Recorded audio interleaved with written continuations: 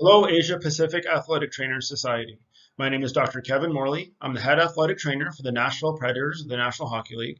I'm a member of the NATA Cannabis Task Force, and I'm a researcher at the Florida International University Global Center of Excellence for Cannabinoid Research and Education. Today, we'll talk about cannabis and cannabinoids and how they affect athletic performance, injury prevention, and sports medicine policy. In addition to the affiliations I just mentioned, I'm also a member of the Athletic Advisory Board for an acidic cannabinoid company called Creva, based in Seattle, Washington. Before we move forward, I think it's relevant to explain what brought me here and what sparked my interest in cannabis and cannabinoid products. I started my career working in NCAA Division I sports, where I saw the use of lots and lots of antibiotics. As I moved into the professional sports setting, I saw fewer antibiotics, but I started to see lots of sleep aids. Despite league, societal, and medical recommendations to make different choices other than prescription strength sleep aids, the trend persisted. I started to hear people talk about CBD specifically, and I was intrigued by the variety of pathologies from which people reported relief. I found myself asking lots of questions, reading lots of articles, and trying to educate myself on how a product that was derived from the cannabis plant could have so much utility in so many different ways in overall areas of health. My frustration came from asking colleagues and physicians about their lack of this space. That's when I get on a soapbox.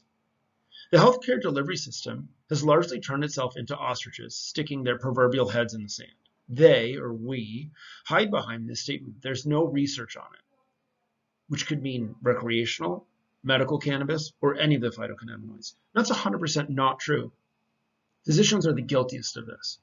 I understand that they're trying to protect themselves, but I'd rather they just speak honestly and explain to their patients that there's a growing body of research on these topics, and they haven't educated themselves enough to speak about it as their physician. This is no different than you asking your gastroenterologist about your ankle pain and explaining to you that they don't know much about ankles, and they can refer you to someone who does. There's no shame in admitting you don't know something.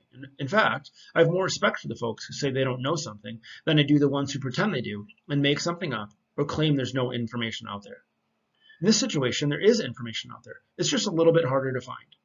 To prove my point, I searched PubMed for cannabis and came up with over 27,000 hits on peer-reviewed articles.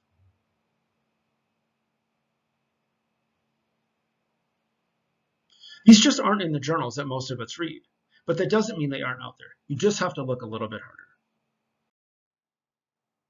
I have 5 learning objectives for us to cover today.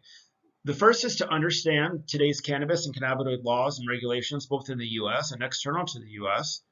Secondly, we'll introduce and unpack the endocannabinoid system and how it relates to injury, wellness, and overall athletic performance. We'll move on to address different types of cannabinoid products and cannabis products, how to pick one safely by using the certificate of analysis. We'll explore the cannabis and cannabinoid options relative to the methods of use, timing, and dosage. And lastly, we'll finish by discussing the NATA Cannabis Task Force and the resources that are available to you as NATA members. So as we dive into the legal and regulatory status of cannabis and cannabinoids, there are a few things to consider. First, in the US, the 2018 Farm Bill, quote, legalized hemp production for all purposes. I'll explain more about hemp versus cannabis on the next slide. The legal status of cannabis is a moving target in the United States. This is a state-specific issue, and as such, some states have legalized recreational or adult use cannabis, some have legalized medical use cannabis only, some have legalized both, and some don't allow either. Oftentimes the laws in contiguous states are different, so that makes it tricky for folks who spend time in multiple states. The state of affairs in the US is actually quite similar to that of the rest of the world. Overall, recreational cannabis is not highly accepted globally. I'll show a map of that as well, and you'll notice that there are regional trends globally, much the same way that there are regional trends in the United States. Domestically in the US, the biggest piece of legislation to affect cannabis and cannabinoid policy has been the Farm Bill of 2018. The legal summary is cropped here. And what's important to understand is that what the document did was it legalized hemp production for all purposes. It goes on to explain that hemp has been removed from Schedule 1 of the Controlled Substances Act, which means Schedule 1 refers to substances that have no medical benefit and a high chance of addiction and or abuse. And it's been removed from that jurisdiction. or that distinction rather. So hemp can come from any cannabis plant that contains less than 0.3% dry weight THC, or delta 9 THC specifically. Keeping in mind that THC is the compound in cannabis that gets you high, or what we refer to as having psychoactive properties. Basically, hemp is anything that came from a cannabis plant less the THC. So in the United States, hemp is legal everywhere in any formulation as long as something is hemp, and again, less than 0.3% dry weight THC, then it's legal. This has nothing to do with cannabis. Hemp and its component phytocannabinoid products are legal everywhere. So let's take a look at the map of the United States. And this came from a recent Wikipedia search. And this shows the different legal issues or the different legal statuses of recreational cannabis and medical cannabis in the United States. And so it's not really that important to unpack what happens where, but what is important to address is just that there's a very significant difference internal to the United States. And that's going to further be expanded when we discuss what's going on internationally. Now let's take a closer look at a global map. This is relative to the legal status of cannabis possession for recreational use. And so you'll notice that all the blue countries is where it's legal. This kind of orangey color is illegal but decriminalized. Then this peachy color is illegal but unenforced. Then we get into kind of a more rose color where it's illegal. And then lastly, gray is unknown data. And so I think what's most important, again, is to notice that there's not too much blue, again, describing the areas where recreational cannabis is legal. This group, the Asia Pacific group, notice that's pretty much all in that, peachy, pinky rose color. So this is either illegal but unenforced or illegal completely. And so what's probably most important for us to talk about today is not as much the cannabis piece of this, but the cannabinoid piece of this. So again, really what we'll be talking about today is hemp. Hemp, keep in mind, being anything that came from a cannabis plant that has less than 0.3% THC. So now, this, again, is a map relative to cannabis. And so cannabinoid products and hemp products can have different legal statuses based on where you live and where you practice. So again, we're looking at a cannabis map, and I think it is important to just kind of address and give you a picture of where, kind of Asia and Pacific Rim kind of lands from a legal perspective. And I think most importantly that it's really important that you just kind of do a deep dive into your local jurisdiction in terms of not only cannabis, but also the hemp products and the phytocannabinoid products and the legal status where you are today.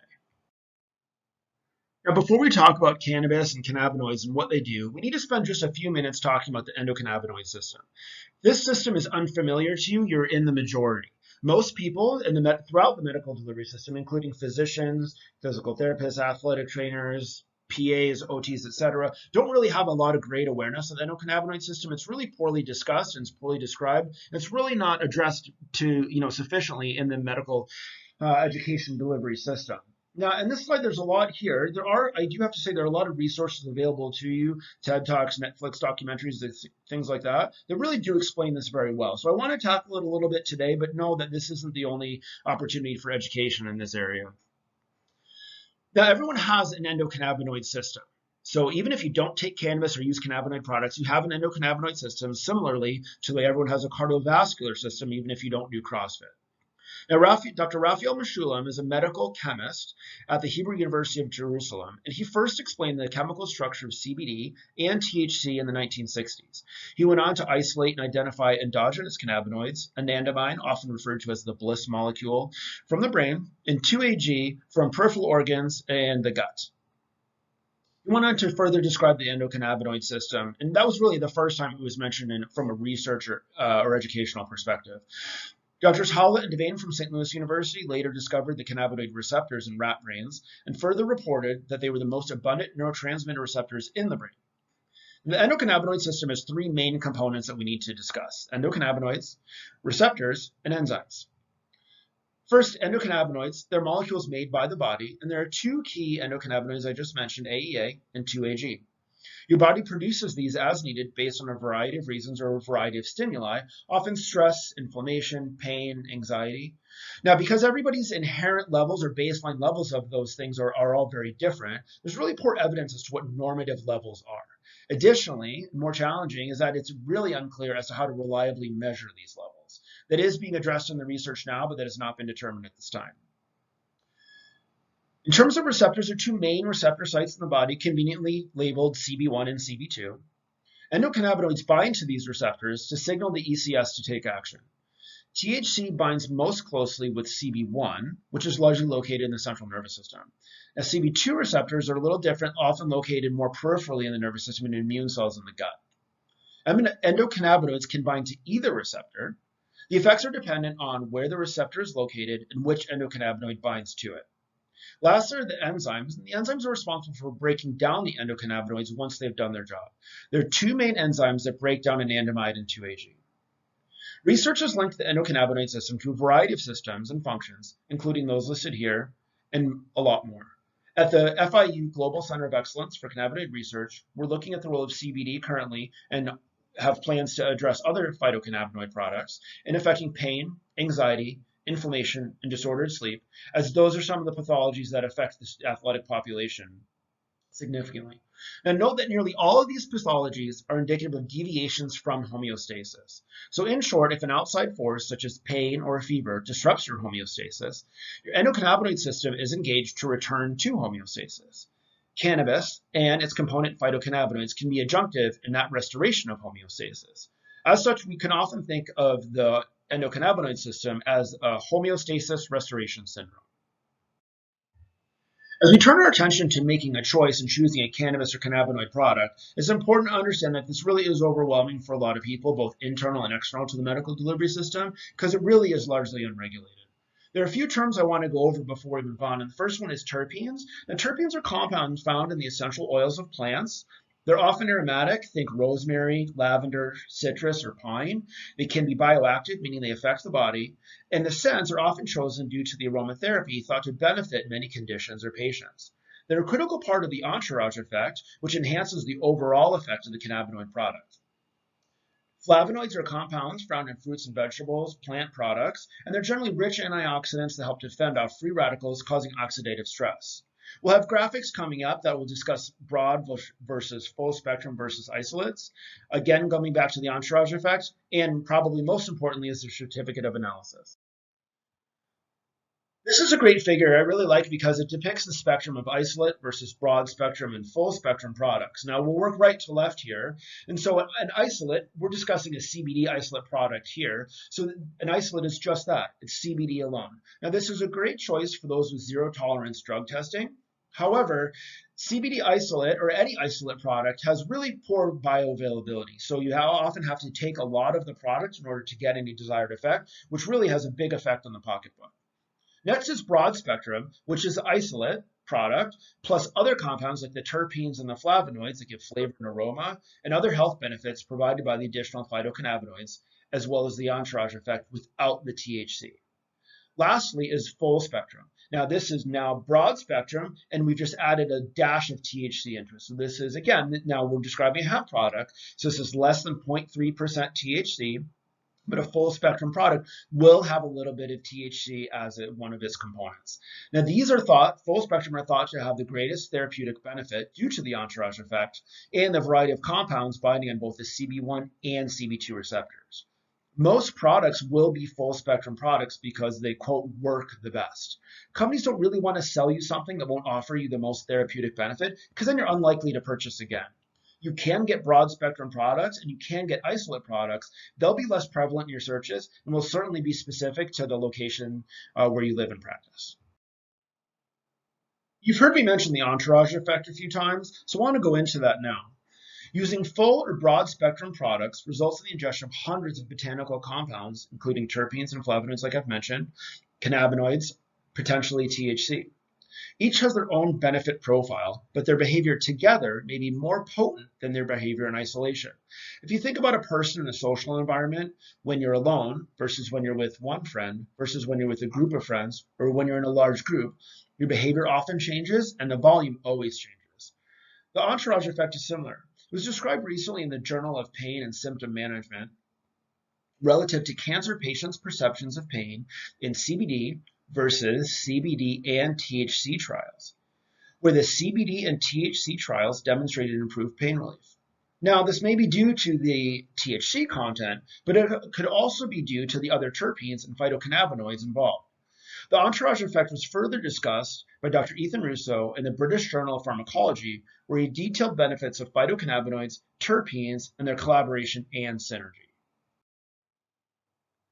I put this in here just as another depiction of the entourage effect. Now, this is a full spectrum product. Notice the cannabinoids, terpenes, different botanical compounds. THC, of course, is a full spectrum product, is present here as well.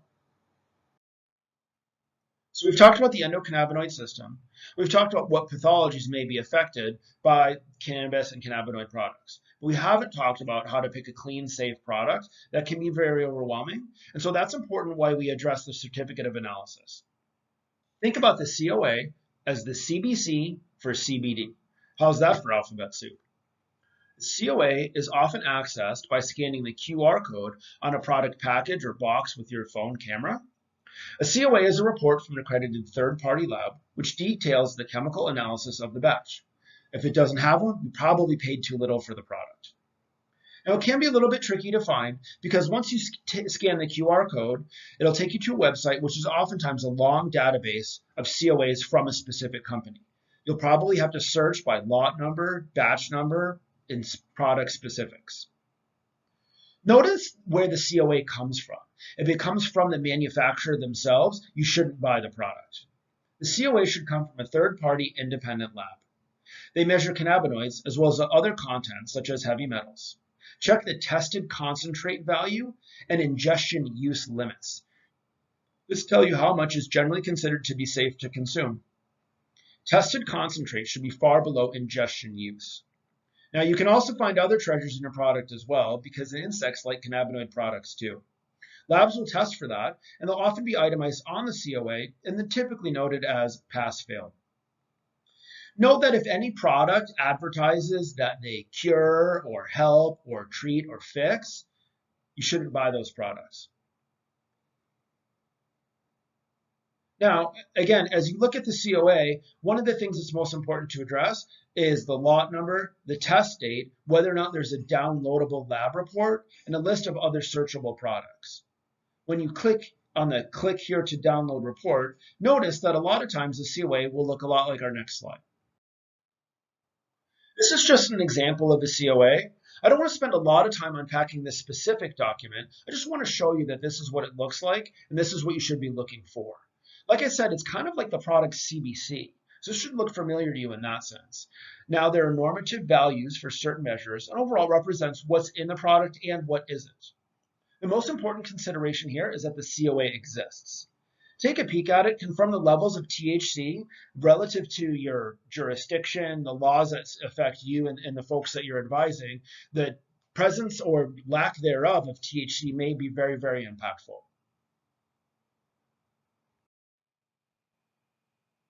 Now, there are a few red flags relative to COAs that I think it's really, really important that we mention. And the first one is not having one. If there's no certificate of analysis, then you've chosen a poor product and you shouldn't use it.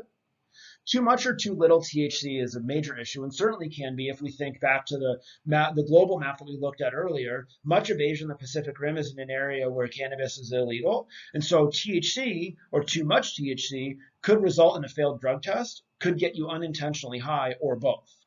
Too little THC, and you may just not be achieving the entourage effect that you hope for, and you may be paying for something that you're not getting. Keep in mind, again, that full spectrum products should have a variety of cannabinoids. And lastly, as I mentioned in the last slide, the COA produced by the manufacturer is something that should be avoided at all costs. So COAs always are going to come from a third-party lab, an independent lab, and it's really important that you address that prior to purchasing a product and certainly prior to using it. Relative to safety, I'm looking at this conversation through the lens of an adult patient, friend, family member, athlete, asking me my advice regarding their use of a cannabinoid product in specific situations. You're probably thinking, well, that's great, but I work with high school kids, or my sister is pregnant, my friend has a history of substance abuse, I'm a truck driver and I want to take CBD, and all those things are relevant too, and just offer some different considerations. So how do you approach those people? Well, relative to driving, even in the absence of THC, so we're talking about cannabinoid products specifically, I always tell people to take it at home first, without wine or other products, and see how it affects them. It really shouldn't. Depending on the product, what else they have on board, theoretically it could. So it would be important to find that out in a controlled environment. In terms of pregnancy, I would not feel comfortable providing any guidance in this situation. There is some recent evidence that the use of THC during pregnancy, so again, cannabis specifically, can result in some effects on early childhood development and health. Overall, this is a conversation to have with your obstetrician, and hopefully they have accurate, reliable, and current knowledge or know where to find it. In terms of children, my answer is really the same. The conversation should be had with their pediatrician. Regarding the potential for overuse, keep in mind that essentially anything can be overused.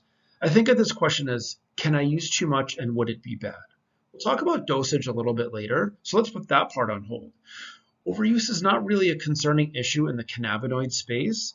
There have been cases of cannabis, not phytocannabinoid, but cannabis hyperemesis syndrome in very heavy cannabis users. It's a small percentage of all cannabis users, but the symptoms can be very significant. They include extreme nausea, this tendency to take incredibly hot showers or baths, often for hours at a time, significant stomach pain, the inability to eat, and the resultant weight loss, and extended bouts of diarrhea. This is not described in anything relating to cannabinoids or the use of cannabinoid products. As far as addiction goes, there are cases of cannabis addiction described in the literature. Overall, those are generally considered to be behavioral addictions rather than true chemical dependencies. That said, I'm not an addiction or a mental health expert, nor am I a cannabis expert. I'm not qualified to opine on that topic. I would not have that conversation with asking anybody about the issues surrounding dependency. If they had a history of dependency or addictions personally or in their family, and this was a concern for them, I would encourage them to talk to their physician or mental health care provider. To my knowledge, there is no phytocannabinoid addiction described in the literature. Now let's move to discussing the methods of administration because, like everything in this space, as you learn, there's a lot of options here as well. So the first one is inhalation. And inhalation via combustion or smoking produces a variety of chemicals, and many of them are unwanted. Smoking may not be practical or professionally feasible, especially for those of us in the healthcare setting who would find that to be an inappropriate choice. However, bioavailability is high, and the onset of symptom relief can be quick because the product goes immediately into the bloodstream. Vaping may be a better option for some people. There are fewer negative effects due to the controlled combustion, resulting in fewer toxic chemicals.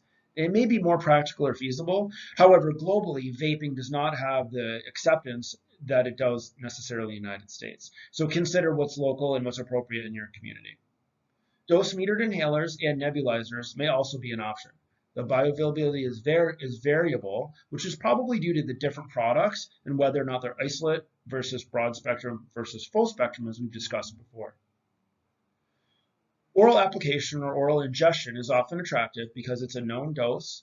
Ingestion is easy and discreet. Keep in mind, it does have to go through the gut and the liver via first-pass metabolism, so the onset of symptom relief will be longer, and some benefit may be lost in the process.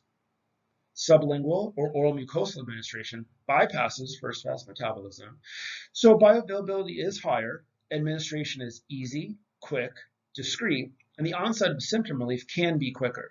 Think of the tinctures that you'll often see people taking using eyedroppers, and oftentimes these are easy and attractive because they're quick to just throw in a bag or a purse and can be traveled with easily, depending on the jurisdiction of your airline or TSA or similar entity. Transdermal products are really nice because they avoid the degradation of your first-pass metabolism, but they really should be considered a local treatment, just like any other topicals you might use in the sports medicine setting. There are several things that affect the time to the onset of action, including other medications, be them OTCs or prescription, any supplements, your hydration status, person's general wellness status, their age, weight, BMI, and diet, just to name a few. Relative to dosage, we get a lot of questions about dosage and how to find the right dosage, and that really can be a moving target for many of the same reasons I just mentioned. The rule of thumb is always to start low and go slow. Now that may be a half of an eyedropper or one gel cap. Try that at around the same time of day for a few days in a row and note the response. Keep in mind that more is not always better. Keep in mind additionally that just like alcohol, cannabis and cannabinoids will affect different people differently. It's really impossible to predict. It doesn't have to do with your race, your height, your weight, your age. You really need to take it slowly and learn how it affects you or those you're advising. It also helps to remove other treatment products like NSAIDs or pain relievers, as well as lifestyle products like alcohol or other drugs in order to best measure the results and best predict your outcomes. I want to take this opportunity to explain the NATA Cannabis Task Force that I mentioned previously. I was honored to be invited to the task force, and I'm proud to share our work with you now. The task force was proposed to the board by Dr. Jeff Conan, the DAT Program Director at Florida International University, and a cannabis cannabinoid researcher and consultant. Dr. Conan partnered with Vice President Marisa Burnett to propose the task force to the board, which was accepted unanimously. Our charge was to generate documents for use by the NATA membership to best advise and educate them on the most current and relevant information specific to cannabis and cannabinoids for use by athletic trainers. The members of the task force are listed here. Note that special attention was paid to choosing professionals diverse in gender, race, athletic training employment setting, and includes a sports medicine physician, an orthopedic surgeon, an attorney, and a representative from the Student Leadership Committee. This is a snapshot of the documents available to the membership. Go to nata.org, log in, and search for cannabis. Note that these resources are only available to NATA members, but are in PDF format, so members should feel free to download them for access anytime. Further, the goal of the task force was to provide content that could be best used to educate student athletes, patients, parents, and clients, irrespective of their athletic affiliation. So as we close, I want to revisit each of the learning objectives we started with. We've mentioned cannabis and cannabinoid laws and regulations. The take-home message here is that these are variable by state, county, country, prefecture, town, or community. Additionally, ATs must consider regulations by potential users' employer, athletic association, governing body, or league. This is an area in which "I didn't know the rules" is an inadvisable response. The onus is on the end user, as well as anyone advising that person about the use of cannabis or cannabinoid products. I take the approach of providing education rather than providing advisement on product selection. Next, we moved into a discussion about the endocannabinoid system. Keeping in mind that it's often helpful to think of the ECS as the homeostasis restoration syndrome. Pathologies that result in deviations from homeostasis may be affected by using cannabis or a cannabinoid product. We then talked about the different types of products and using the COA to help guide the user in making a safe decision. Moving on, we went over the different choices users have relative to methods of application. Smoking and vaping result in quick bioavailability and often rapid onset of symptom relief, but are usually ill-advised for medical professionals for a variety of reasons. Sublingual products are often selected due to relatively short onset of symptom relief, overall safety, ease of use, and discretion. Transdermals are great choices for users uncomfortable with oral use or for those who respond well to topical products. And lastly, we discussed the NATA Cannabis Task Force and the resources available to members as a result of that work.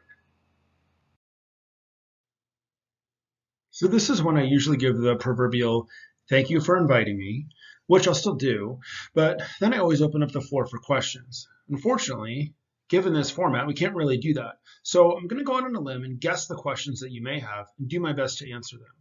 I'll give you my contact information at the end, so if I don't do a great job predicting your questions, you can contact me directly. So here's my PFAQ, which is predicted frequently asked questions. The first one is about other cannabinoids. People have heard of CBD most commonly, but there's a growing body of knowledge about other cannabinoids like CBN, CBC, and CBG. People often want to know what the difference is and why someone may choose one versus another, and that is a great question. So let's start by talking about CBG. CBG is often referred to as the mother of all cannabinoids because chemically it serves as the starting point for most of the other cannabinoids as it's later converted to CBD, CBC, and even THC by specific enzymes. Further down the line, CBN presents itself when THC is exposed to UV light, which degrades the THC, resulting in the elimination of its psychoactive properties. As a broad generalization, CBG is considered to be stimulating and energizing, resulting in mood elevation, mild pain relief via non-psychoactive mechanisms. CBN, on the other hand, is considered to be relaxing, often considered to be an effective sleep aid, provide mild pain relief, and can have very low-level psychoactive properties.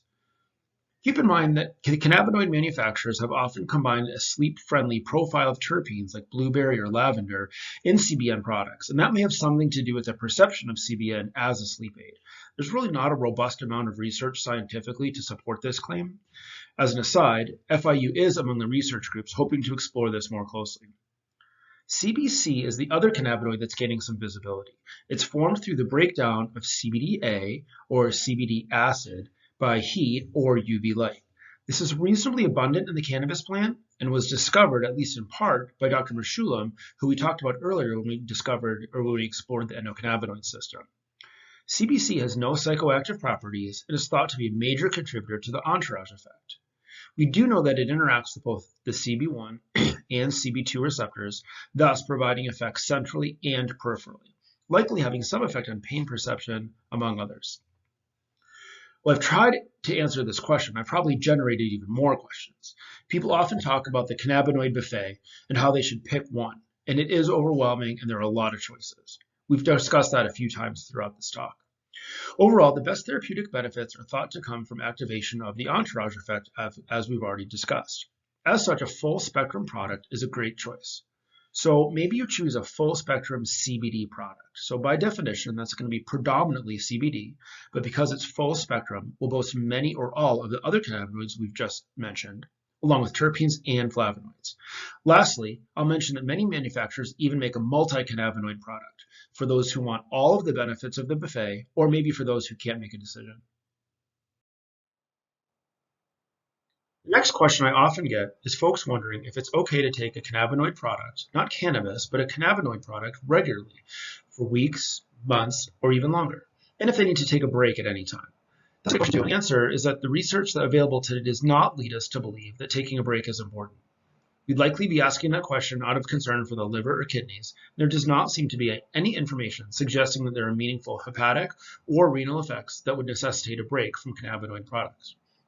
One article that has a bit of an ominous title is the one I clipped here. The links above and the reference is here from the Medical Cannabis and Cannabinoids Journal. Notice the highlighted portion on the right.